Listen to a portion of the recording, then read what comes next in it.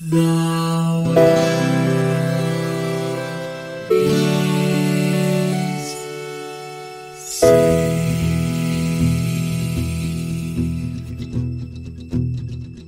The living room's dark, save for light being cast from the big TV screen and the imminent sunrise that's teasing the one starry sky with whispers of morning. Hey, George. Hey, Lions, how's it going? Well, I don't want you to doki panic, but I am dealing with like a little bit of a head cold thing. The nice thing is because we don't do these shows live to the world, only you will have to deal with sniffling and throat clearing and all that other unpleasantness. No, that that makes a lot of sense to me. Like I get that. See, it's funny because even though I knew you were going to do something like that, my hand still reflexively started to go right down the timestamp because I was like, oh, I have to wait. No, that one I actually have to leave in. Got to leave that one in. Gotta leave that one in. Otherwise, the joke won't make any sense. So it would just seem like I was like just having mild strokes in between each one. And I thought for sure you were going to go with when I said, how's it going? You're going, it's going super, bro, or something like that. But and then in my I'm trying mind, to dig a little deeper than that. Yeah. But then my brain said like, no, dude, save it for your ending thing. So now I got to come up with something else. No, you'll get something. You always get there. So yeah, we played Super Mario Brothers 2, the American version, right? And we'll do a little thing about that in a second. But I realized grabbing the Wikipedia link for this, to get the release date, this came out in 1988, right? So really soon after the North American territory got Super Mario Brothers, the Super Mario Brothers, right? So some fun facts are probably going to come up over the course of the episode, but if you have 5 minutes, the Wikipedia article for this game is not that long, and it's actually kind of interesting how complicated the release of this game actually was and like the insane back and forth between the Japanese market and the North American market. So like it's actually worth the like 5 to 10 minutes to go just read the whole Wikipedia article because it's zany. Yeah, this is definitely, I mean, and let's just go into nostalgia goggles, the nostalgia experience. This is definitely one for me that even as a youngling, I could tell you that there was something weird about Super Mario Brothers 2. Dude, I have this exact same note in my notes where I was like, even as a kid, I knew because it's so, of course it's different, but like even as like a 7-year-old, you're just like, wait a minute. You're like, one of these things is not like the others, I mean, it's very much so, if you put all of the Mario Brothers, even Mario Brothers, not Super Mario Brothers, Mario Brothers, I would say is still within the error bars, within 3 standard deviations of the mean of a Mario game. I would be more if I was taking like what are those like logic quizzes or whatever, where they say like one of these things, like toss out or something like that. Oh, like an SAT style. Yeah, like an SAT style question. I would definitely, if somebody put in this Super Mario Brothers 2, Super Mario Brothers 3, Super Mario Brothers, and Mario Brothers, I wouldn't be I'd be uneasy with my answer, but I would still toss Super Mario Brothers 2. Yeah. Like I would probably then at the end of it turn to somebody else and be like, you toss Super Mario Brothers 2 out of that group, right? Like I'd do some additional follow-up, but I'd still confidently toss this one. So for my nostalgia goggle experience, I played this game a lot as a kid, but not as much as the rest of the Marios because it was just the weird one, It is the weird one, and I was thinking a lot about what it must have been like for either older gamers or people with like a higher games literacy or adults even, right, who have all their other world knowledge. If you rewound the clock to a time when there was not 80 other Mario games that have like stayed true to what it means to be a Mario game, and you looked at this, and then like a year or two later, you looked at Zelda 2, and how different Zelda 2 is from The Legend of Zelda, I bet you there were a lot of people walking around the United States at that time just going, I guess that's just what they do. Like, I guess the second one just has nothing in common with the first one, and everything's different. Everything looks different, and the music's all different, and everything's just different. But they put the same name on it, right? And in the case of Super Mario Brothers, you would be right to be like, wow, this is really, really different. But with Zelda 2, you would be straight wrong. Like, all of those differences were actually completely intentional. But I can imagine, without having, the 30 other games in each of those respective series to see that formula take shape, that you might have expected Super Mario Brothers 3 and Zelda 3 to come out and for them to have nothing in common with the first two, and maybe that trend would just continue forever. Well, and this is a little tangential and certainly an area of which I am not an expert, but as you were talking about that, I thought, I wonder when Die Hard 2 came out. And Die Hard 2 came out in 1990. So around the same time that, this also came out. So I'm wondering if and Die Hard 2 is renowned for being, I mean, it was a completely different screenplay, right? Yeah, they just slapped the Die Hard paint on it. Yeah, and said, it's Die Hard now, So I wonder if it was during this time where they were kind of just experimenting with, can we treat brands this way? Can we turn something from a nothing title, just literally throw this name into it and then say, all right, does it have legs? Can it swim? And I think some more than others, but definitely with the two that I know, like, that come to my mind when people say, can you think of a thing that was not a thing, it was just repainted as the thing? The first two that come to my mind are Die Hard 2 and Super Mario Brothers 2. I mean, until you've built an established franchise, books probably less so, but movies, video games, television shows, celebrities, right? Even like pop groups and stuff. Until you've built an established successful franchise, that probably happens a lot. Where they're like, oh, we want to build a franchise. We need the sequel, the next one, the final installment, whatever. Like, we need to continue this. Here's this thing that's similar enough that if we, put the right coat of paint on it, the dumb Americans, it's Super Mario, just throw a plumber in there, whatever. But what about all the radishes? It's fine.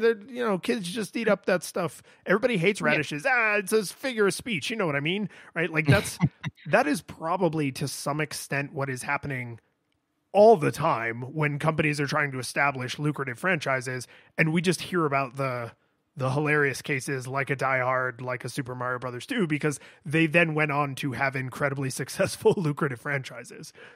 Yeah. And I mean, to be fair, this was the 80s / very early 90s. So, if I learned anything from The Lonely Island, it's that, people were just doing mountains of cocaine and when you're doing that, it's just kind of like, hey man, we need the next Mario, man. It's like, just take this game and put another one on it. And it's like, well, is that going to work? It's like, who cares? Whatever, just sell it. It's fine, Well, and also, I mean, and this is the final thing before we can move on my side is the whole reason they did this is because there was a sequel to Super Mario Brothers in Japan, and the Japanese, like with a few other games, didn't think we could handle it.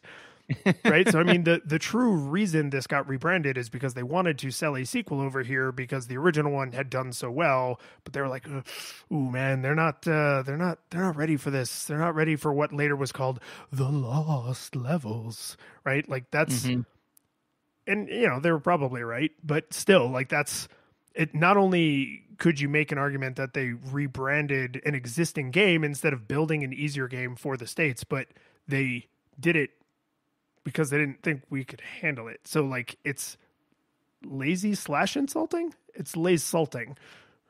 Yeah. There's a lot going on here, but anyways. Yeah. But I mean, my nostalgia goggles, or my nostalgia experience is basically identical to yours. Like, I played it a lot, but not nearly as much as the others because it was the weird one. It was the weird one. Plugs? Yeah, I was thinking that as of this recording, we could still plug the Celeste giveaway, but by the time this airs, you will have missed your opportunity. So I hope you didn't miss your opportunity. But thank you very much to all the people who entered, to Twitter and Twitch followers. Go do that. Anybody who's been following me on Twitch got to see me gigantic, ironic air quotes, speed run Super Mario Brothers 2. So there's still a lot of, let's say, bonus content and swearing because it's live and I can't censor it that happens over on Twitch. So yeah, come along for that fun. But let's get into the visuals for Super Mario Brothers. All right, so Super Mario Brothers 2 visuals. For me personally, I found the visuals. I mean, first of all, I mean, we kind of established, they're just wildly off-brand from Mario in general. Okay, and hang on, let's be honest about the fact that it is impossible not to compare this to the other Marios, but that we are going to try and take this on its own merits and not its uniquely weird place in the series. We all know it's uniquely weird. Some comparisons are going to happen, but we're trying to evaluate this on its own merits, right? Yeah, no, it's not a particularly salient observation to say this one looks different. That wouldn't make us good reviewers. That would make us literally, as we just said, 7. So with that being said, I found the visuals to be highly repetitive, and then and this is going to stray a little bit into audio already, is that I realized that the visuals actually do start to mix up to a degree, like they do have like an ice level and there's some desert levels and all that. Okay. But because the audio is there's 2 songs from what I can tell in this entire game, I actually realized that colored some of my interpretation of the visuals, so because even though, like they have a ice level and a desert level and a normal green level, but since every single thing is like everything, it actually made the visuals bleed together for me, which was odd. Yeah, there's inside music, outside music, and boss music. And that's it. I think that may literally be it. Yeah, at least that's all I consciously observed. If they're doing something else, then it was so subtle that I missed it. And that's, you know what? That's on them. That's not on me. No, I mean, we've talked so much about how music, even for people who are musicians or who know a ton about music, like it's supposed to wash over you in a way that visuals typically don't, right? You're consciously aware of the visuals, you're subconsciously aware of the music. But my problem with the samey visuals is actually all on the internal spaces, because the external spaces, as you said, are fairly varied, right? You got the green kind of radish land that you start in, and then you go to like the desert, and then you're out in like the ice place, and then like the cloud world, right? So like and then there's another desert level, which is annoying because I hate the desert level. But to be fair, even in the ice levels, there are rocket ships. There are rocket ships because reasons. Because apparently, but the interesting thing is the rocket ship doesn't take you to space; it takes you to a higher level. So that leads me to 2 immediate questions. One, how high are these buildings that it requires a rocket ship to get up to there, where a space elevator wouldn't, or a space tether wouldn't have even been a better option? And if you want to know more about that, check out the channel Kyrgyzstan. It's pretty cool. But that's not the point. The point is then 2, like why was like what engineer was sitting there and saying like, alrighty, I need to get to the top of this skyscraper, and man, I got 5 seconds to do it in, and it's like, alrighty, we could get a really fast elevator. No, rocket ship. And where are you going to put the rocket ship? We're going to bury it underground and give it a radish top. Exactly. So when you pull it out, you have to get inside of it in under 3 seconds, because it immediately starts taking off, and if you don't, you'll be immolated by the jet streams beneath it, And then somebody said like, but how could that possibly? He goes, shh, because I'm a rocket man. Rocket man. Blowing out my fumes out here alone. Thank you for the backup on that. You're welcome. The hell are we doing? So the Visual. the outside visuals, I think, actually do a tolerable job of varying. Not as much as they maybe could have, but like there is some variation, particularly world to world. The interior visuals are straight palette swapping because all of the interior spaces are solid color background and the exterior spaces technically are also solid color background, but because there's like platforms and stuff, it actually breaks it up a lot more visually. Like I was only aware of the solid color background in the interior spaces because it's just these giant expanses of like turquoise or black, right? And it's like it's jarring to not have any like buildings or big tall green hills or whatever, like nothing disrupting it. And then bricks, and the bricks then are palette swapped. So like there's tan bricks, but then there's also red bricks, and there's also like bluish bricks, right? And it's just it unless you have just memorized it through exposure to the game, if you showed me any random screenshot of an interior space in Super Mario Brothers 2, I would have to think pretty damn hard about which world that's part of, and I would probably get it wrong because I'm not even sure that there's 7 distinct interior spaces. Like they may actually reuse some of the sprites, which is even worse, right? There's just this bland, awkward sameness, particularly to the interior visuals, that I really, really did not like. Yeah, no, absolutely. Very, very, very samey, very disorienting. One kind of positive thing I wanted to mention, and because this kind of leads me into a theory of mine. Actually, this isn't a positive thing. This is just a dumb theory of mine. Okay. Shy Guys, right, are Time Lords. Now, bear with me on this, right? Because where do you see the most Shy Guys, right? Is you see them in the vases, right? So this one vase that is approximately 1 meter by tall by like half a meter in diameter, you go in there and it's way bigger on the inside, right? So Shy Guys clearly have access to Time Lord technology. And once I made that like distinction, it made the insane indoor sameness of the vases like way more tolerable, because I was just trying to tease out this subplot in my mind of like what's going on with the Time Lord technology in these vases, whatever. Well, see, and on the one hand, you would say, oh, like any interesting universe, your brain immediately started to like play in that space. But like any poorly thought out universe, it's because there was nothing in the universe to do that for you, right? Yeah, exactly. So I could start painting whatever I wanted to into that space. And so, and literally what started me down this rabbit hole was me just, going down and the thing. It's like, I just cannot believe how much bigger these are on the inside. Oh my God. And then my brain just latched onto that and just did not let it go. Well, so, and they do something fun with the inside of the vases, because a lot of them have just like 3 to 4 platforms, and a lot of them make little faces. Sometimes it's a little smiley face or a little frowny face or a little like meh face, but like it's super intentional. There's 2 eyes and like a little mouth, and it's once you notice that, I mean, the human brain loves to see faces. That's why the front of every car looks like a face, right? But like we just love to see faces, and the fact that they intentionally put them there in this way that's kind of subtle, but that you notice, like, oh, this one's smiling, oh, that one's frowning, like that's the sad face.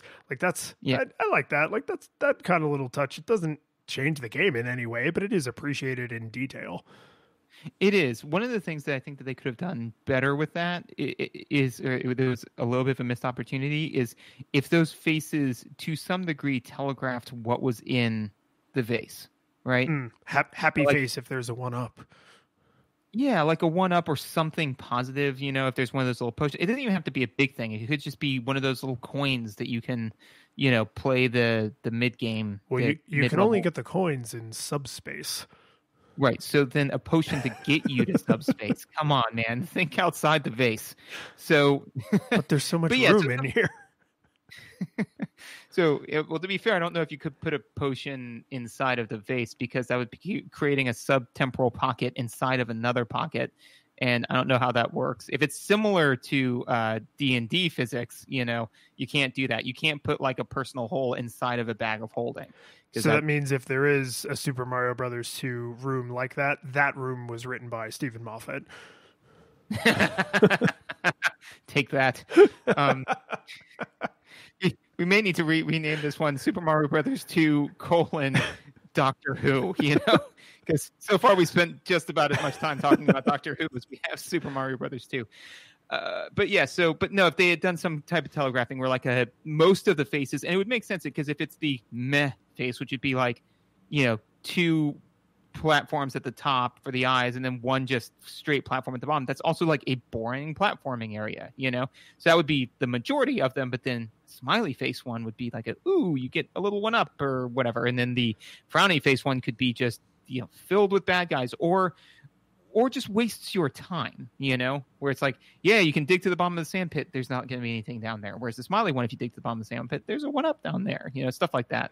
So I think could have been. Let me ask you about another telegraphing thing, because one of the things I noticed about how samey the visuals can be at times is the level design is actually quite varied, right? Mm-hmm. Some of the levels are really tall. Some of them are really wide. Some of them have a lot of platforming. Some of them you can basically run in a straight line from one end to the other, right? So there's, and it's not a straight linear progression where like, the later levels have more like instant death pits than the earlier levels. There's just a lot of variety in the world design. And I appreciate that tremendously, because it does give you something to focus on if the visuals get kind of samey. Something that I was obsessing over and didn't have time to really rip apart like each individual level is when you first start the game, you select your player, right? So Mario, Luigi, Toad, or Peach. Well, it says Princess, but Peach. And then you immediately fall out of a door in the sky, and you fall, and it forces the screen to scroll, right? So it teaches you right away that like there is some verticality in this game. And also it's a really narrow space where there's a really good chance you're going to go off the left or off the right, which wraps you around Pac-Man style, or Mario Brothers style for that matter, to the other side, right? Which teaches you right away that that's a thing that can happen. And then you go through the door at the bottom, and it takes you to a completely horizontal, 100% linear, like normal platforming style space, which again teaches you like, also, this is going to happen. Sometimes the screen will scroll left and right and not up and down, right? Mm-hmm. And I love that the very first thing they do is explain to you that there will be levels that have verticality as well as the kind of the horizontal platforming that we're used to. And then I feel like they never communicate that information to you again, because if you watch like a speed run, or if you've played this game a lot and you like get good at it, there are places where the visuals that are on screen are trying to trick you into like, go up this platform and then jump onto this one and then onto this one. But in reality, you just go onto the bottom platform and then you rocket off the side of the screen and it takes you all the way to the top of the other platform without having to interact with any enemies or do anything complicated, right? But I didn't feel like there were ever times that the visuals conveyed this is a time when the screen will wrap, and this is not a time when the screen will wrap. This is a time when it's going to scroll vertically. This is a time when it's going to scroll horizontally. And obviously the screen only wraps when it's scrolling vertically, but until you know the screen is scrolling vertically, it's not always obvious. And then by the time you figure it out, you're often like on a flying carpet or climbing a vine. And the fact that the screen wraps mattered for a second, but it doesn't matter anymore. So you just have to like memorize it. And that felt like a lost opportunity. Like if there was some way to visually convey or communicate to the player, like you are on screens now that wrap. And so like use that information and platform creatively, knowing that the screens wrap, would have very much changed how I interacted with the world. But what I ended up doing instead was having to memorize that. And the drawback with, once you know it, then you know it, is a first-time player may never learn that, because they may get to that stage or they may get to that part of the world and then never come back to the game because they didn't know there was this whole other interesting way to solve the problem. So like, I love that inclusion. Like it's such an interesting kind of weird mechanic that makes no damn sense, that sometimes the world is only one screen wide and sometimes it's much, much wider, but they just don't really they don't really explain it to you. They don't really convey it visually in a way that a first-time player would definitely realize that that's possible and then exploit that information to interact with the world. Yeah, I agree with you. I think that they did a poor job telegraphing that, because I never really thought about, when I was doing a vertical stage, like, oh, I wonder if I could have manipulated the screen wrapping to my advantage until way later in the game. I agree with you that they did a poor job telegraphing visuals, because, okay, so one thing we should probably touch on quickly is that the version of this we played was for the Nintendo Switch. So yeah, that's true. Although I tried very hard to limit the amount of time control powers that I exercised, but yes, we did technically play this on the Switch, not on original hardware. My time control powers fluctuated proportionally to my frustration with the game. So yeah, totally. If I was like, towards the beginning, my time travel use was very little, and then as my patience would wear thinner, I mean, there was literally one point where I was like, nope, wind back 2 seconds. Nope, wind back 2 seconds. Nope, wind back 2 seconds. I mean, it basically, as you aptly said, the game became a braid. It became braid for me at one point. So all that being said is, I felt that there were definitely a number of times when I died where there was no way for me to reasonably know how to approach this encounter without, like everything that the game had taught me should be normal just suddenly stopped working for me, like, completely. The one that comes to mind is there's a level, it's got like a black backdrop, but where little logs are coming over the waterfalls, which they've done plenty of times, right? But in this one in particular, you can't just jump and then jump and then jump. You've got to, like, jump on the first log and then quickly assess whether or not the other logs are lined up properly. And if they're not, jump back off of it and wait for another pass, So if you're, if the world hasn't just happened to line itself up in the correct way, which it doesn't all the time, you will just straight up die. There is no timing, no criticality, none of that. It's just you're out of luck, right? And so then, to be fair, that happens relatively early in the level, but it would take a life away from you and kick you back to the beginning of the level. And if you happen to be out of lives, then you're at a continue at this point. So I didn't feel that the game did a good job telegraphing to you when the game was gonna kind of turn on you. Well, and you can easily paint yourself into a corner because this game does what most NES games do, but that doesn't make it okay, which is enemies respawn if they go off camera, right? And so if you, in your mind, have mapped like, oh, okay, that enemy is heading that direction, and then the camera scrolls slightly back, it's like, no, they have completely reset. And you need to, the only way you can really deal with that is to have near exclusively forward progress. Like if it's a go right stage, you need to be going right. Otherwise you risk respawning enemies that are now going to totally screw up everything and possibly pin you into a corner that there is no good way to deal with because you're not supposed to be in that situation. Right. And right. It's a NES thing. I know some games did that enemy respawning thing on purpose, but not all of them did. It was just like an artifact of the era. But it's one of those things that I feel like has aged the worst. Like when I play a modern game that respawns enemies, the second I rotate the camera, I'm like, why? Like we know for 30 years ago that this is not fun. Like people don't like this. Why are you doing this? Why are you doing this? So this is slightly tangential, but so you said Princess Peach, right? How sure are we that that's Peach? Well, I mean, she's wearing the right color clothes, but she has the wrong color hair. Correct. So it's either Daisy... Well, no, wait. So in Super Mario Brothers, Mario Brothers, she wears white and has red hair, and she never looks like that again. Mm-hmm. Right? So technically... And that was also for sure Princess Peach? Yes. I mean, I think I don't think she got the Peach moniker until Super Mario Brothers 3, but the princess in all three of these games is supposed to be the same princess as far as I know. Okay, because I know that the princess in Mario was Daisy. No, right? it's oh. Do you mean in like in Donkey Kong? In Donkey Kong, That yeah. is Pauline. Pauline. That's Pauline, right? So Yeah. that's Pauline, right? But then there's also, but Daisy's around at some point, right? She doesn't come in till way later. Because I mean, Because the reason why- they were like, oh, we need a love interest for Luigi. Poor Luigi. poor Luigi. Yeah, the reason why I asked it was just because, she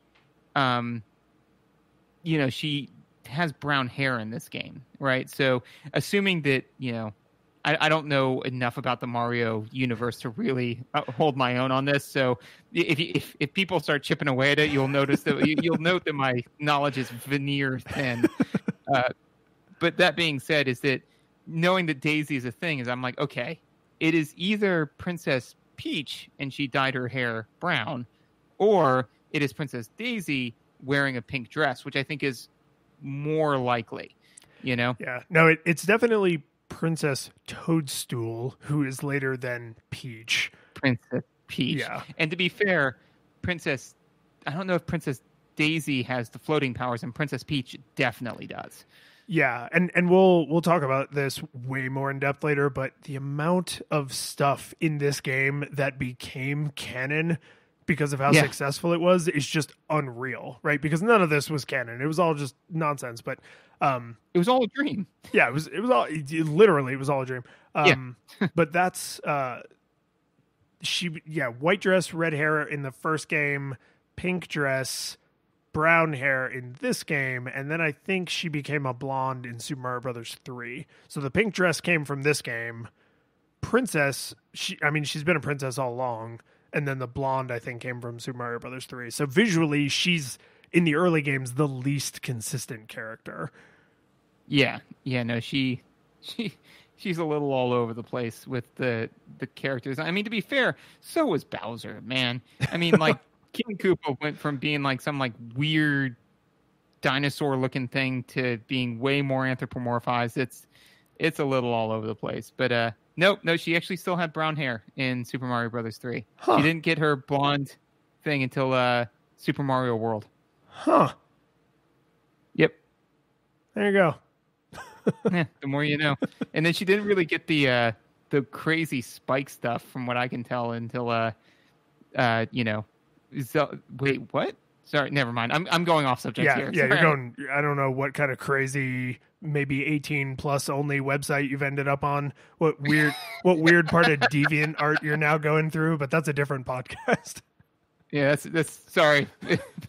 but like and subscribe to my new podcast, and then it's just you editing out like all of the expletives of the name of the podcast. Pretty much. So the one I've got a couple of other things for visuals that I may shoehorn into mechanics if I wanted to, but I just want to touch on two other things real fast. One is palette swapping. They do palette swapping to telegraph the different ways enemies interact with the world. So that's, to me, a good use of palette swapping, not just to make it look like there are more enemies. The one true use of palette swapping, communicating useful information. Yeah, dark shy guys walk off of cliffs. Pink shy guys don't. Pink Birdo only fires eggs. Red Birdo, and I did try to figure out. Does he have a different name? Does she have a different name? I don't know. I think all the Birdos are Birdos, just like all the shy guys are shy guys. It's just like Birdo and then maybe like Red Birdo, but I don't. If it's Birdo and then like Birdette or Birdlink or whatever, like I have no idea. But anyways, the red one fires fireballs in addition to eggs, all that good stuff. So that's a plus.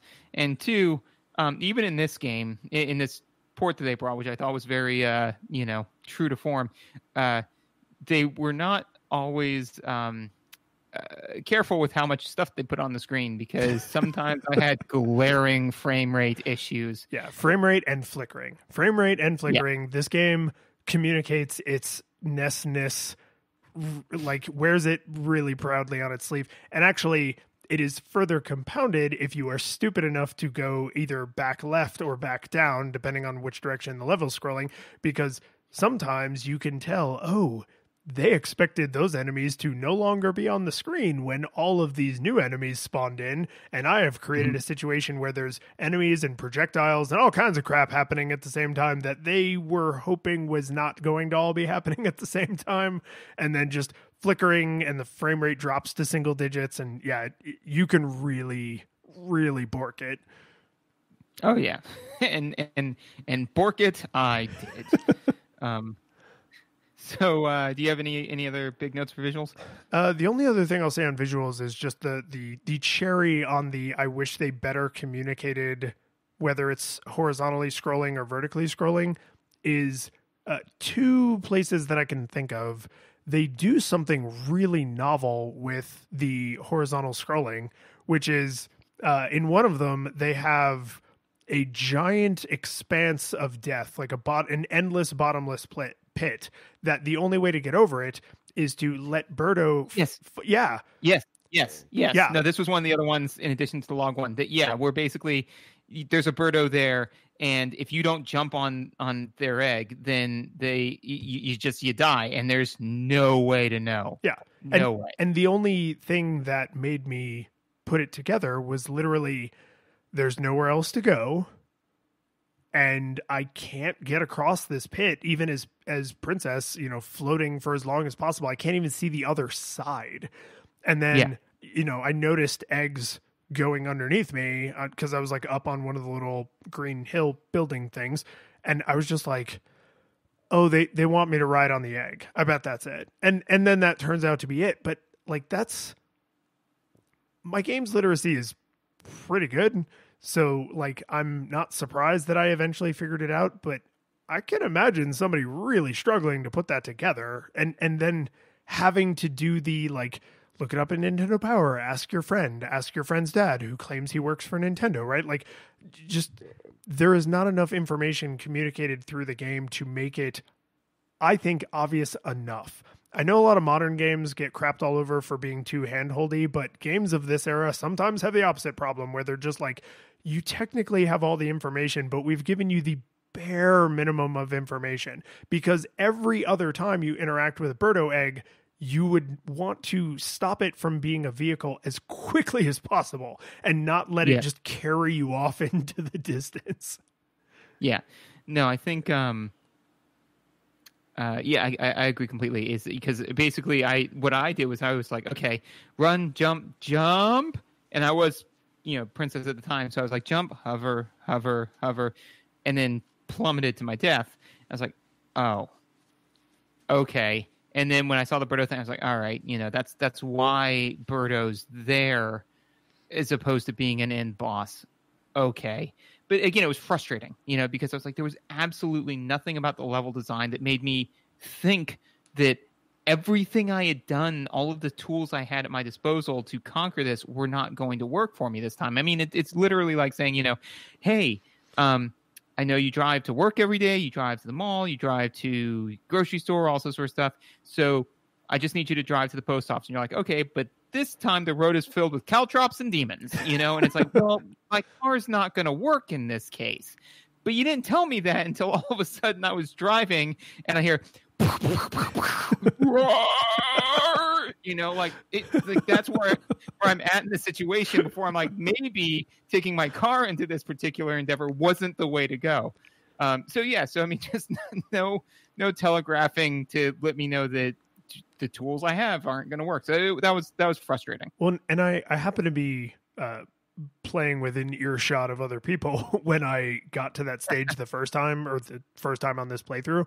And I summed it up in a way that I think would also sum up the feelings you're describing, which is once I realized what needed to be done, I literally said out loud, oh, that was clever. I wish I had enjoyed it. Yep. Right? Because that's how it feels. You're just like, oh, that was a really clever bit of level design. And they do it again later with like a bird enemy that you have to like jump on and it takes you left, right? Forward momentum has always been to the right, but now you got to go left, right? So it's like they add like an extra little layer on top of it. I was like, oh, that was clever. I wish I'd enjoyed it. But really, I'm just annoyed that it took me so long to put it together. Yeah, no, it's no bueno, no good. Audio? Yeah, I mean, such that there is. Yeah, I mean, we kind of already touched on my notes for audio, which is that the audio is aggressively samey. It yeah, it's just it's so samey that it literally made me think that the visuals were samey until I actually sat down and dissected it and said, no, wait, the visuals aren't samey. It's the music. It's just, I mean, the music isn't bad, but it does become grating to me, eventually, just because I've heard it so long for so many different times. I'm like, I want to get to the next thing. I want to get past it. And so there were literally times where I was like, do I have the emotional fortitude to go back into the underworld and hear the underworld theme again for 5 minutes? And I was like, I don't know, maybe it's time to take a break, So the music's not bad. It's just, that's all there is of it. This is a weird, uncanny valley between the way we have positively described music in puzzle games and the way we would positively describe music in like a Mario or a Mega Man or a Sonic, which is like, oh, in a puzzle game, there's like one song that just plays on loop forever and ever and ever, but it's so you don't pay attention to the music and you just kind of zen out, right? And there's also like a whole brand thing, like with Tetris, it's like, the Tetris music, right? Because you just, even though it's actually pulled from another very famous source, it has now become the Tetris music, right? Because that's actually from a ballet, right? So like, right. But that's been completely overshadowed. Super Mario Brothers. Well, there's two. There's the American Tetris and the original Tetris, right? The original one is anyway. It's not Nutcracker, is it? It's not Nutcracker. It's something else. Anyway, it doesn't matter because we're talking about Super Mario Brothers 2, which is also not Super Mario Brothers 2. In a puzzle game, the music is supposed to fade into the background. In most platformers, when they take you to the mechanical zone or the desert zone or the whatever zone, you get the whatever zone music or the whatever world music or the whatever level music. And this game doesn't do that.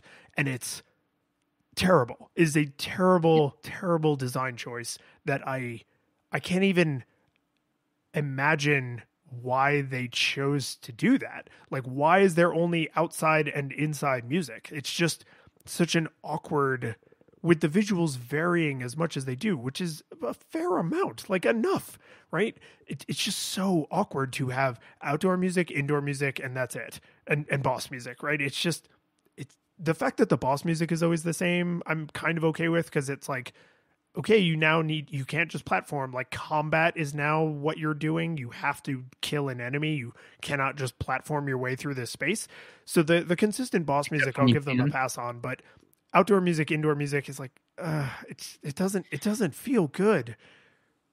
Well, and here's something I'm kind of unpacking as we're talking is, I think that part of the issue as well is that it's not music that you can just casually let go into the background of your mind. It is always in the forefront of your experience, So like with puzzle games, it's a nice little jaunty tune and you can just kind of let it fade into the background. But I think, and for me, it may be just because of the type of tones they're using, like that dun, dun, dun, dun. It's not a normal music. It's very clearly like synthesized, And yeah, it is very of its time. It sounds digital. Right. So it's constantly pulling your attention to it, because now that I'm thinking about it, kind of like with Super Mario Brothers, right? There was the dungeon music and the overworld music and the underground music, right? But I mean, most of the overworld music was very similar, So I think they had maybe 2 additional tracks, which maybe that's the difference, Maybe that's what it takes, right? It's just not just 2 or not just 3 musical tracks, but 5. Like, then your brain can actually let it go, right? But I think it's just also too that the music is very much so always in the forefront of your mind, and kind of grating in that sense. So, well, unless I'm completely blanking on gigantic sections of the original Super Mario Brothers, the visuals vary in ways to let you know you are in later, more difficult worlds that are going to have different level design, but not in a way that communicates a completely different theme and tonality, right? True. Like the bricks sometimes slightly different color, you get the dark background or whatever, but like you're always kind of in the same sort of space. But to go from like green hills to desert to Iceland to sky cloud, like there should be more variety, and future Mario games in fact did that. There's the floaty cloud music, and there's the desert, like sitar kind of music, and there's like the jaunty tune green hills music. Like they recognize that those things visually have a different tone, and so aurally they should probably have a different tone. Yeah, I think that's true of the original Mario, except for the one level with the Fantastipotamus, that secret level. Oh, wait, no, sorry, I probably said too much. Don't even worry about that. Don't Google for it; it's not your business. But that being said, yeah, no, I think you're correct. Then is that the music always was in keeping with the tone of that level, whereas this one, it's just kind of like, man, you could be looking at a desert, you could be looking at ice, you could be looking at sky, you could be looking, it's all that same music. And that maybe that's what kind of added that dissonance and sameness that brought it to the forefront. Well, and any piece of music you don't love but is memorable is made more annoying by the NES limitation that I know I've brought up a million times of they couldn't play the complex music they wrote and all the sound effects at the same time. So because there's such a limited number of tunes and they are catchy, right? Especially the outside music, your brain starts to fill in that pattern as it's going because you know damn well what's coming up. And then you pick up something or there's a bunch of enemies on screen or you're opening a door or whatever, and it makes a note in the music get skipped. And then your brain freaks out because the pattern it was expecting is not the pattern that it heard. So that brings it even more into the forefront of your mind, right where it should be washing over you as tone. It's like, no, think about it. Think about it. If you want to know what it sounds like when everything goes bananas like that, then you need to do nothing more than pause the game, because that causes like half of the music to cut out. Yeah, they were going for like a ducking effect. Yeah. But yeah, it's to me, it sounds like in a bass heavy song playing only the bass part in Rock Band, like, yeah. Imagine if you listen to GLaDOS in Still Alive and just heard the bass doom doom, like you could probably piece out the rest of the song, but it still sounds a little weird. So that's what they did on the pause menu. It was, what it didn't sound like? It didn't sound like the awesome Battletoads pause music, which, just to be clear, sounds exactly like this. So and if you want even more of that, go listen to the Battletoads podcast that we did. It's true. It's in there a lot. Because I can't say enough good things about that pause music. If a genie came to me and said, "Hey, do you want the ability to stop time?" I'd be like, "Yeah." When I do it, can I have the Battletoads pause music? And if he said, "Under no circumstances," I would still say yes, obviously. But I'd probably pause for a brief second while my brain went, oh. But you still want this power, though. Yeah. Fine, I'll take your magic superpowers, genie. But to wrap up audio, the audio is so nondescript / tedious that I would much rather talk about the Battletoads music than the Battletoads pause music. Yeah, the Battletoads pause music. I would rather go on and gush about the Battletoads pause music than the music for this game. Yeah, and the sound effects, to give them their moment in the sun, unless you are a speedrunner, you are picking things up a lot, right? You're looking for potions, you're trying to pull up coins when you're in the nether. Like there's a lot of, lifting things from the ground. All the birdos, all the bosses actually have to be defeated by picking things up. So you hear the like grunting, picking up a thing noise a lot. And it's actually kind of pleasant. I actually sort of like that noise. They probably realized, oh, you're going to hear this all the damn time in all these different situations. So let's not make it like teeth grinding. And I'm glad they did, because otherwise it would be, right? Just kind of like an annoying walking noise, or an annoying, like, if you have like a projectile weapon of some kind that makes an annoying noise, like that's harmful to the experience because you're going to be hearing that noise all the damn time. So the fact that it's actually sort of weirdly satisfying and pleasant, that sound is like, that's good. Like I appreciate that. Well, and now when you say like, you hear the pulling things out noise all the time. And it just now, for whatever reason, broke the glass for me on how often you are doing that specific mechanic, like how key that mechanic is to interacting with the world. And then all of a sudden my brain just said, can you imagine what those characters would actually look like given the muscles that they're using routinely? Right? I mean, first of all, they'd be yoked, Totally yoked. But I mean, biceps, glutes, like all of those pulling up muscles back. But I mean, like chest, they would be the only people in the world that don't have that chest to back ratio problem because they're doing bench press, because everybody does bench press all the time, but they always skip back days. So they have those like rolled forward shoulders. And like, like clearly it's like, the muscles that are supposed to be pulling back on you aren't doing that, right? They'd have the opposite problem. They'd always be like, having their shoulders like pinned behind them because of their enormous, like, continent spanning backs. So yeah, that would add for weird looking humans. Yeah, I mean, none of these people look particularly natural anyway. No, but now I'm picturing, Princess Peach just like hulking out of her, uniform because of just how many basically hundreds of thousands of kettlebells she does every day. Well, I mean, you got to pull those bombs up out of the ground while you're looking for potions. Which, there is something to be said of who is keeping not only bombs buried underground, but lit bombs specifically. Yeah. I guess it's the act of pulling them up that lights them. They don't have an infinitely long fuse until you pull them up. It's you severing it from the ground must light the fuse. Yeah, so basically the fuse is some kind of an oxidation reaction. So until it hits oxygen, it doesn't start. Yeah, there you go. That's the most logical thing that's happening in this weird dream hellscape. So I have a really good segue to mechanics, but if you have anything else for audio. No, go for it. Okay, awesome. So it just occurred to me that the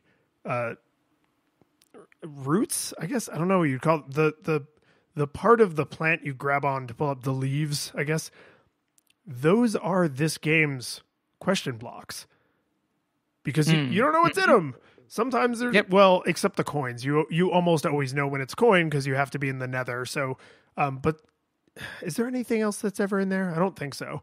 So, like with that one exception, yeah. Well, I mean, it has the turnip tops. No, those are always coins.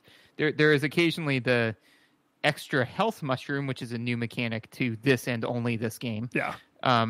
But yeah, I think that's the only stuff that I was able to find in the nether. Yeah. So the rest of the time, they basically function as this game's question blocks. Sometimes there's bombs, sometimes there's potions, sometimes there's a variety of vegetables, right? Like different projectiles. Is there anything different from the big mushrooms versus the small mushrooms, except for how long it takes you to yank them out of the ground? I mean, I guess they present a slightly larger target. Like, yeah, you slightly can, bigger hit box. Because some of them are really small, right? And then there's the carrots, which are like tall and thin. So, so there's some variety, but I think it's probably mostly in the appearance. I bet their hitbox is not. Well, except the pumpkins. The pumpkins are super wide, so they have a huge hitbox. Well, and the big turnips. There are small turnips. Big turnips. And to me, the biggest difference between those two is that one of them takes like a half a second to pull out of the ground, and the other one takes 1.5 seconds to pull out of the ground, which super matters when you're trying to time something and you're like, all right, I'm just going to pull this and then you got, which is why there is an advantage to playing the Toad and there's an advantage to playing the Peach. There is no advantage to playing Luigi. Okay. None. So no. So if you watch like an expert player, there are specific levels where Luigi is the one true character because he has these perfect jump arcs from like, obstacle to obstacle. In every other normal circumstance, or for anyone who is not like an expert level player, yeah, Luigi's the worst. Always. This is when it started. This is when Luigi became Luigi as we know him to be, the butt of every joke today. This is when that started. Even his character model comes from this game. you know? Yeah, tall and thin. Yeah, because before he was just a palette swap of Mario, you know? Yeah, and then in this one was the, you either lose 10 pounds and grow 10 inches or get the fuck out of my office. Like, that's when this happened, So, yeah, but no, my note is Luigi is in this game is the Luigi's Mansion of characters, which I felt was fitting, Yeah. Like, but yeah, no, it's but to bring it back to what we were initially talking about before I decided to crap all over Luigi.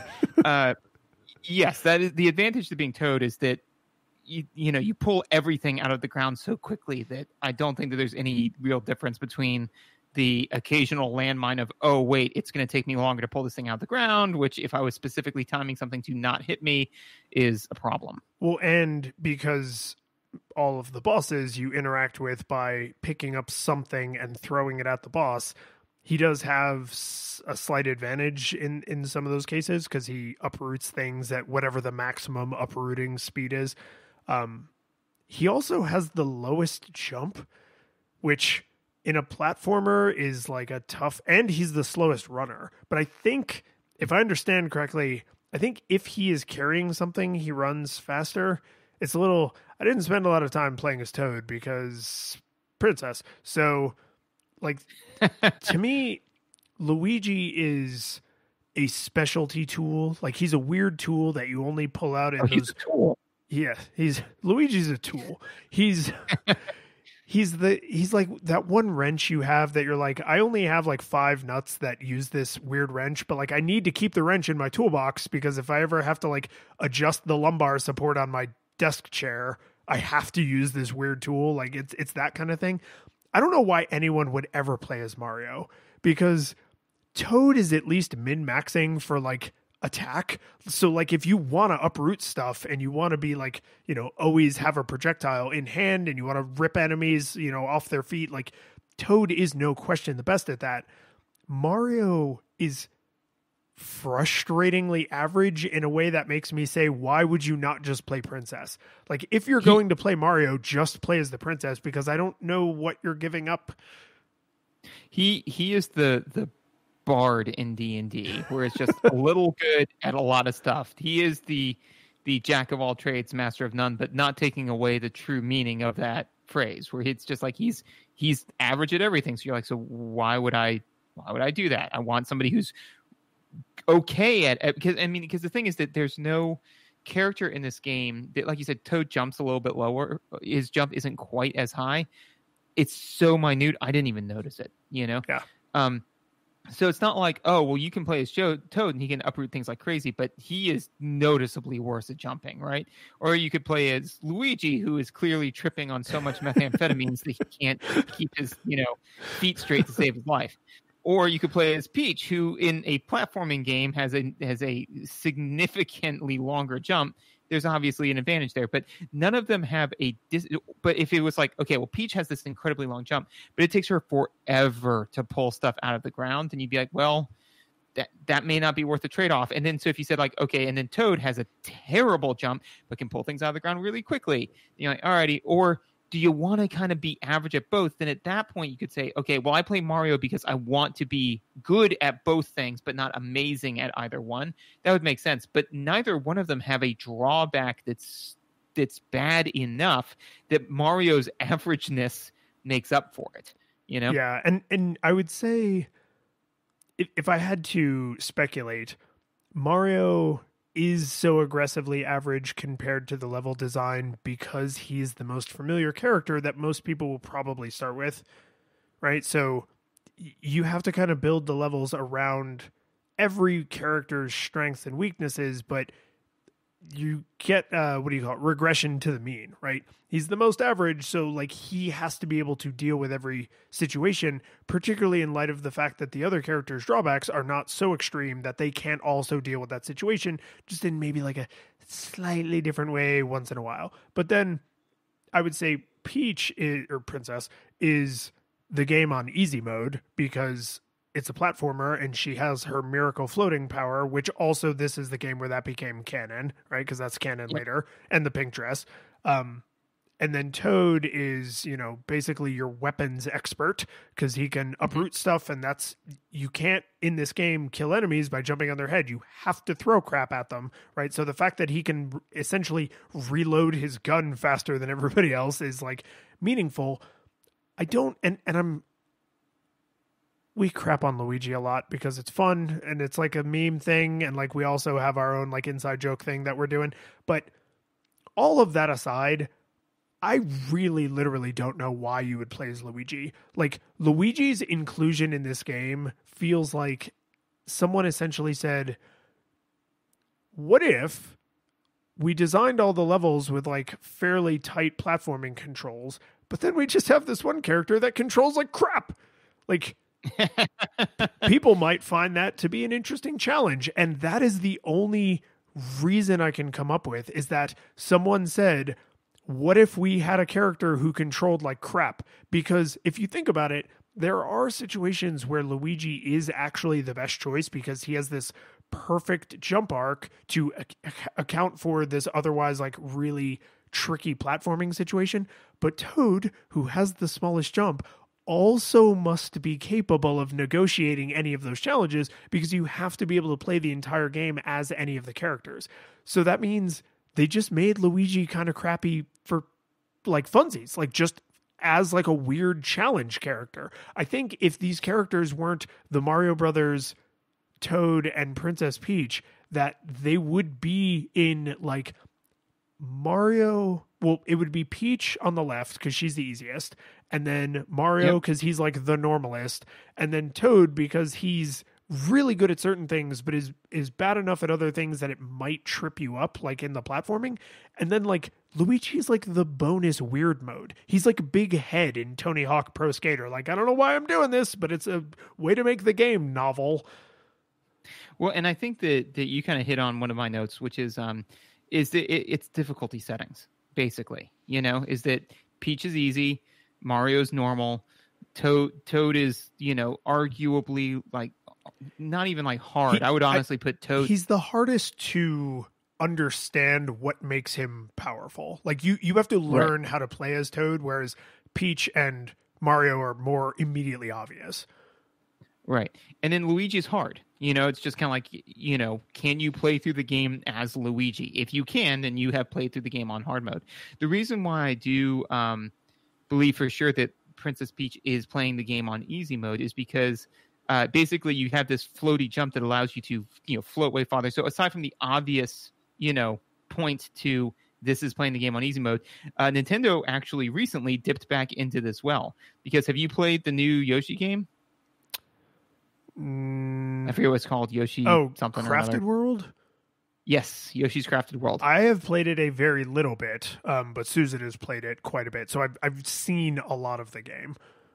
So I got this game for Christmas, and Teddy absolutely loves it. And there is an easy mode where they put a pair of wings on the Yoshi, because that's canon, right? And you float almost exactly like Princess Peach does. The only difference is that it's infinite, But in that like straight line. Mm-hmm. Yep. Yeah, it's basically when I was doing this, I'm like, ooh, this feels familiar, too familiar, And yeah, it's exactly the same. So basically, on easy mode in Yoshi's Crafted World, you float like that, and you take less damage. And whenever you eat something that makes eggs, it makes 2 instead of 1. And I think those are the only real differences. But the biggest one being is that in a platformer, being able to hover for a period of time, in this case infinitely, in Mario 2 for a limited time, makes the game wildly easier. So that's why I'm like, okay, these are difficulty settings. That's basically, if you want to play through and you want to have a really easy experience, you play as Peach. If you want to have a middling experience, you play as Mario or Toad, depending on how you want to flavor that. If you want to have a really hard experience, you play as Luigi. And one final thing on this is, after you said it, with like the different specialties, is now because it's all, very highly themed. I'm just picturing all of them in like, the jungle brush, right? And you've got Princess Peach with like her aviator glasses on, and like small rocket boots, because like she's the in like, kind of like a rocket themed thing, and she's sitting there kind of like looking out, and Toad's just, beefed out cleaning his guns, Yeah, he's right. The ammo belts. you know? Yep, exactly. Yeah, and then you've got like Mario, who's kind of a little bit leaner out, but he's got kind of like the extra badges because he's the commander, so he's got the little commander's hat on, and he's got his like hand on Peach, like kind of also looking out, and you've just got Luigi tied up in the corner, because he's the asset that they went in to rescue. So I was thinking for sure you were going to say Luigi is like Gomer Pyle. It's like you've got all of these like legitimate soldiers and then Gomer Pyle. Because the way I looked at it, it's more like he's the asset that they have been sent to recover. So if he is now taking the front lines, he has no idea what he's doing. So he's jumping all over the place. He's wild and crazy and swinging for the fences. And yeah, so that's kind of now my mental image of this game. Well, and I love that. Actually, I would love for someone to do a ROM hack and put like a little Gomer Pyle in there. We ostensibly talk about old video games for a living, but I have never felt older than making a Gomer Pyle reference. Like, I guarantee you there's going to be people who are like, who the hell, what is he talking about? Who is Gomer Pyle? To be fair, most of my knowledge of him is from The Simpsons referencing him. Or no, I'm thinking of Futurama, actually. Nope, no, both. I mean, both, yeah. But more so I'm thinking of the... well, actually, I think it was The Simpsons where it's like, Pyle, Shazam, Pyle, that is Shazam.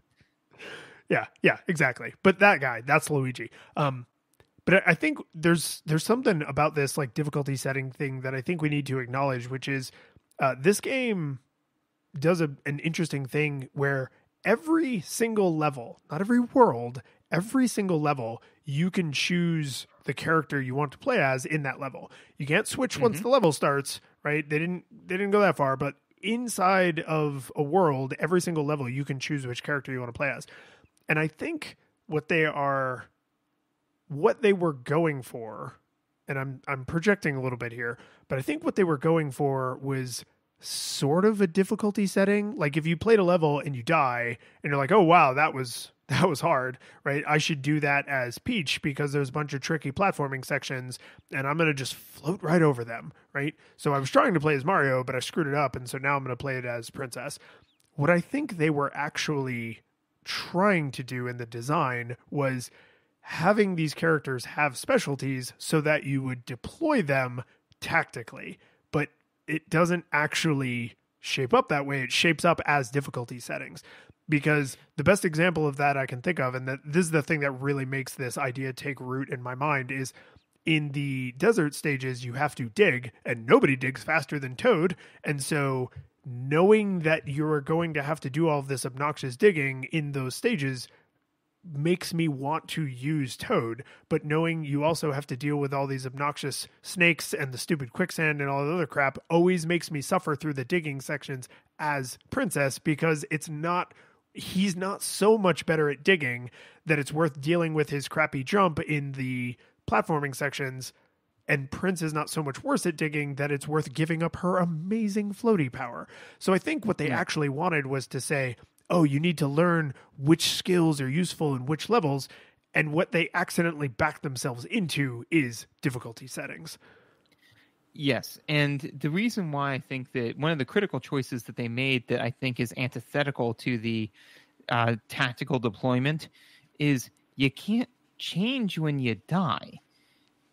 You can only change at the beginning of the... Oh, yeah, no, I got really frustrated by this. You can only change after you continue.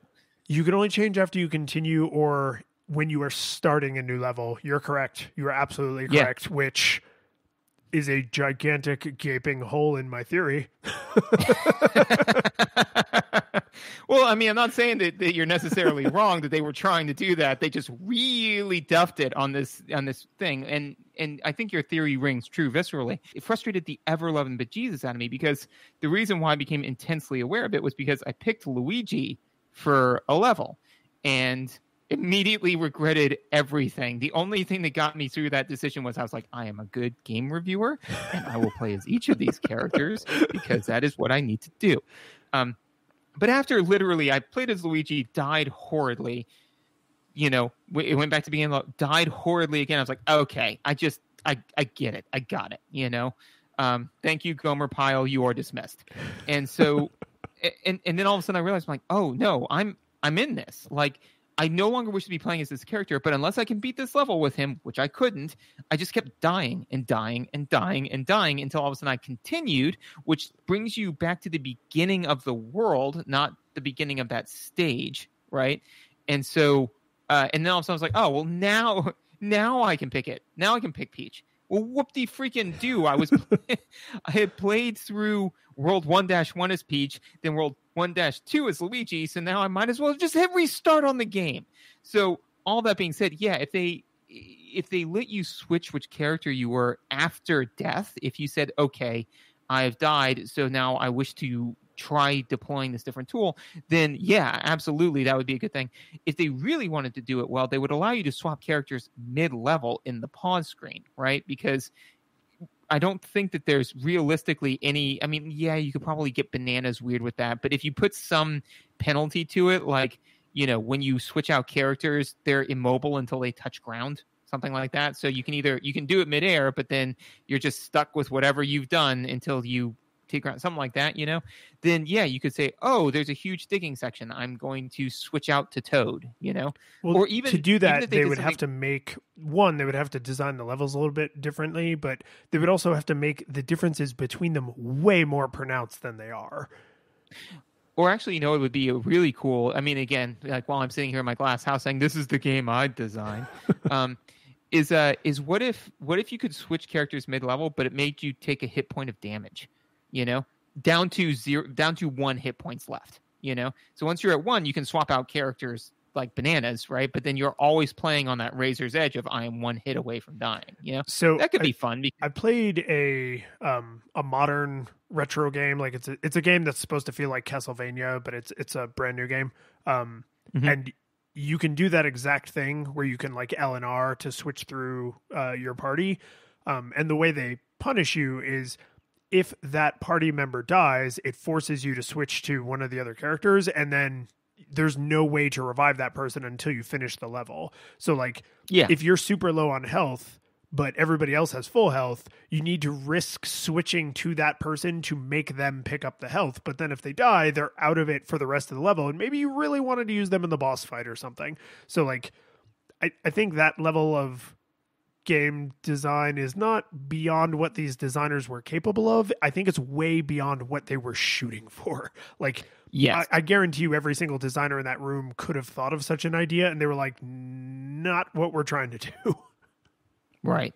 So I think that's kind of my frustration with the character switching is that basically it does come down to difficulty settings. And as somebody who doesn't want to get really frustrated with my games, after I realized kind of where I was at with it, I played once as Mario, once as Luigi, half a dozen times as Toad, and then the rest is Princess Peach because I wanted to play on easy mode. Same Z's. I thought that one of the things that, and this is kind of touching on what we talked about before with the visuals, there are a number of times when there were things ways that they had designed the levels where something just killed me, and I didn't think it was fair. The level design a number of times doing it, but the one in particular that this was the point where I just put down the game and I just didn't pick it back up. I mean, it happened today as of this recording, right? So I was like, I'm okay with this, but I literally, Megan, you know, came in and she's like, okay, about how much longer are you going to play? And this was like the third time I had wrestled with this issue. I was like, I'm done now, you know, it was an area where there was like 15 different vases, right? And some of them had little stoppers. Yeah, no, I know exactly the area you're talking about. Right. So I went down the first one. That wasn't where I was supposed to go. I went down the second one. That wasn't where I was supposed to go. I'm like, okay, so hopefully they're not expecting me to check all of these 50 different vases, right? So I was like, okay, well, they must be the unique ones. So one of them had a snake coming out of it. I tossed that snake away, went down there. It wasn't that one. One of them had a stopper on it. So I took that stopper off, and a snake popped out of it immediately at a speed at which there's just no dodging it. Like while I was still doing the pulling up animation, it hit me and knocked me down to Small Peach. Okay. Did that, went down there. That wasn't the right one. Went and pulled up another one. It had a bunch of Shy Guys popping out of it. Went and pulled up the third one, another snake. Now I'm dead. I was like, I don't know which one of these I'm supposed to be going down. I don't want to go down all of them. And apparently there's a number of them where if I interact with them in the way in which the world has shown me to interact with it, it kills me. So I think I'm good. Yeah, I'm good. This game, and this is maybe the very best example in the whole game, but this game occasionally makes use of, you just got to memorize it, level design. And I don't like, you just got to memorize it, level design, because it's not fun for new players, and it's awkwardly frustrating for people doing exactly what we're doing, who are like, oh, I remember playing this game as a kid, and so they go back to it. And then you die on that part, and you go, oh, right, because you don't say like oh, haha, you got me because I'm not as quick as I used to be, right? You're just like, right. Oh, right, I no longer have this 30-year-old game completely memorized. And in their defense, they don't go to this well a lot, but I don't honestly think this is ever good design. Like, unless you just have to have this thing memorized can never kill you, right? If right when a level starts, a thing pops up and hits you, but that thing will never kill you. It's just a way for them to be like, haha, gotcha. Like, that's obnoxious, but I can at least tolerate it. But if you have to have this memorized or you die is the way part of the level's designed, it's just not fun. And the thing is, because I went through that section enough times and had the exact same kind of teeth grinding frustration, you know what I did? I just memorized it. It's the second snake. It's the one right after the second snake, right? Which looks complete. There's no reason that I was able to tell that you would notice. Maybe the pattern is super subtly different on the vase, but I don't think so. I think you just have to memorize that it's the one after the second snake. It's not fun. No, it is not. And that's actually all I had for mechanics. What else you got? This is actually kind of related to what you're describing, where like sometimes the level just gets you. Is there's enough broken about the game engine, or not broken. There are enough weird glitches of the Nintendo era built into the game engine. Just it's not they were lazy. It's not they did a bad job. It's just a artifact of this time in history that these sorts of things happened, where you sort of need to learn those quirks and exploit them to be good at the game. So, for example, when you are uprooting something, that entire animation, you are completely invincible. And it's important to know that, because when you are fighting the red Birdo that shoots occasional like little fireball spark things, if you grab one of the Birdo eggs and you uproot it at the right time, then the fireball just harmlessly passes through you. Or if there's other projectiles or enemies on the screen and you are about to uproot something, you can actually either uproot it sooner or pause your uprooting to make yourself immortal and just let enemies and things pass through you. And if you watch anyone play, even someone who's not doing like a speed run, just someone who's like a high games literacy player, consciously or not, that is how they play the game, because it's so prevalent that it ends up just becoming like how you have to interact with the world. It's just like jumping. Like, you just need to know that while you are uprooting stuff, you are invincible, so that you time your uprooting of things. And there are some awkward places where you can like do these half extra jumps off of like the edge of the wall. Like, you're not supposed to be able to stand there, but because it lets you clip onto the edge of it, you can make these platforming connections that should not. If you were just looking at the level, you would say, oh, I can't do this. It's like, yeah, you can, right? Or like if an enemy collides with you and you time the pull-up press, even though they should have damaged you, you just magically start to pull them up from out of nowhere, right? And it's like, you shouldn't assume that those things are even possible, and then they actually become mandatory to achieve any decent level of mastery of the game. And because of this time in history, I can kind of like, but I don't love it. I don't love a game where it's like, oh, you just have to know that you're invincible during the pull-up animation. And it's like, why am I invincible? Why does it take so long that they had to decide to make me invincible during the pull-up animation, right? Like, just like they decide to make you invincible for a second after you take damage, you're actually invincible for longer during the pull-up animation unless you're Toad, because it takes longer. Like, it's just, there's just these weird, like, rough edges is basically the best way I can describe it. There's a lot of rough edges that become integral to mastering the game, not in a way where you would say you're exploiting glitches, because they're just part of the game mechanics. And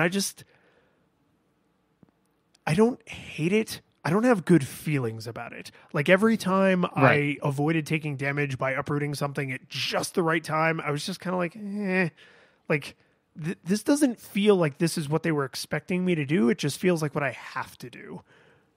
Yeah. No, I get that. And that actually plays into a degree to a note that I have on whether or not I felt it held up. But I'll save that for later. Oh, well, then this is just as good a time as any to move into that stage, which is whether or not it held up. And I think we have to, in reverence to Donkey, give it Game of the Year, Super Mario Brothers 2. No, I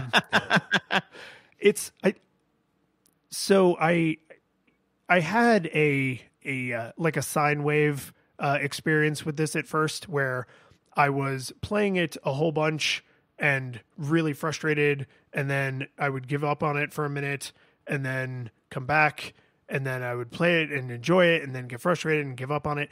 And I noticed that am I going to use this term right?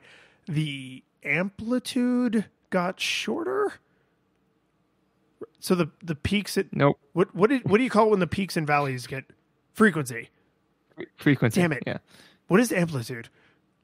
The intensity. Crap. Its amplitude is tall. Yeah. Okay. Yeah. So no, actually, okay. So this works. So the amplitude got smaller, right? Because my moments of extreme frustration came way up, and my moments of extreme joy came way down, because I was reaching like a normal kind of like consistent enjoyment. But then the frequency also got way, way shorter, where I was like, yeah, that was really frustrating, but I understand what happened, and so I am choosing to deal with it, right? Whereas when I first started this playthrough, there were a lot of moments where I was like, I'm not sure I understand what happened, and I'm kind of pissed, and I think I'm done for now, right? So, like, that did actually change. The amplitude and frequency did actually change over the playthrough, because if I had only put half an hour into this, I would have easily been like, full nostalgia goggles. It sucks. It's broken. There's flickering. It's ugly. The music sucks. Like, this is all terrible, right? But through Stockholm Syndrome, I was able to work my way up to a nostalgia monocle, because I realized this game in almost every way is such an artifact of its time, right? The graphics kind of suck. The music sort of sucks. The frame rate and the engine kind of sucks. You sort of have to exploit a bunch of the mechanics for the game to really be truly enjoyable, which kind of sucks, right? And like, but for all of those things, I was like, this is such a Nintendo experience. Like, this is, when people think back on the Nintendo, for better or worse, this is kind of probably what they're imagining. Like, flickering sprites, sort of enjoyable but kind of annoying music, sort of enjoyable but kind of samey visuals. Like, this is kind of like the most Nintendo game I think I've ever played. And that's not a great thing, but it's not terrible. So, like, if you played this game as a kid or early in your games literacy, does that make it way more tolerable to go back to? Yeah, absolutely. If you've never played this game, or if you've never played games from this era, just know that this is the most of its era game, maybe ever. And then you can enjoy it, but it's, you know, maybe put on that monocle. Yeah. I actually would also give it a nostalgia monocle as well. Mostly from my seat, because when I really kind of was sitting back and thinking about it, I was like, okay, like you said, like there's nothing egregious about this game. So when I was thinking about what games have we given nostalgia goggles to, you know, it's like, it's nowhere, in my opinion, it's nowhere near that, right? But I almost gave it a full-blown nostalgia goggles, and I sat back and I reflected on it, and I realized why. Because it's a Mario game, right? So that's the biggest thing that this game suffers from, is being a Mario game. You know, because it has that title and is tied to that franchise, I'm way harder on it because so many Mario games are 10s, and the fact that this is an aggressive 6, I'm like, it's terrible. It's unplayable. It's like, but it's not, though. If this was actually Doki Doki Panic and had nothing to do with anything, I'd be like, yeah, it's okay. I would probably give it like a light nostalgia monocle, and maybe even say like, yeah, it's kind of a weird niche game. Like you might want to go check it out if you like weird niche games. But because it's Super Mario Brothers, I'm like, God, why in the world would you play this? There's so many better games out there. Play any of the other Super Mario games. Like they're better, So and there're just so many different things that it just, the game Super Mario Brothers just doesn't do. I mean, like having to check a million different vases to find the right one. I mean, I can't think of another Mario game where like, yeah, you can try to duck down every single pipe to find a secret area. But if you don't do that, the game's still playable. It doesn't cause your momentum to come to a grinding halt until you find the right base, whatever. So for me, I had to give it a nostalgia monocle because, looking through the vases and trying to be the Time Lord, I was just this once, I needed to find the right vase. The curtain falls, the music plays, the credits roll, then it all fades to black, and you're left by yourself.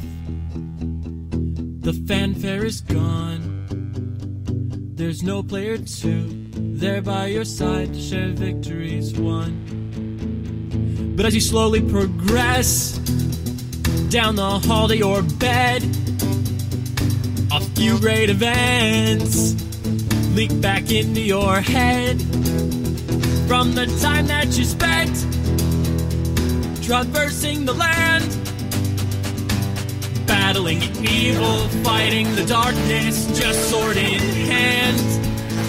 Your memories creep in with the edge of a smile.